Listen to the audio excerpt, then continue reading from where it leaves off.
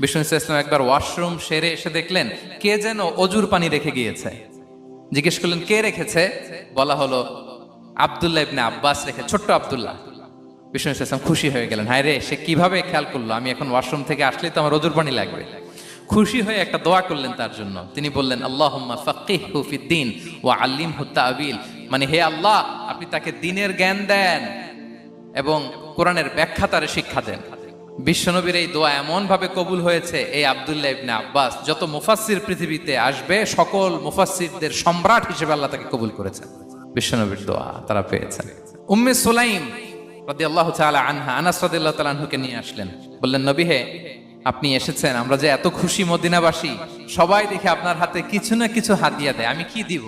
কিছু দেয়ার নাই, কিছু দেয়ার নাই, আমি গরিব মানুষ, আমি আমার নাড় ছেঁড়া ধন, কলিজার টুকরা আনাস, আমার শিশু সন্তানটারাই আপনারে হাদিয়া দিয়ে দিলাম।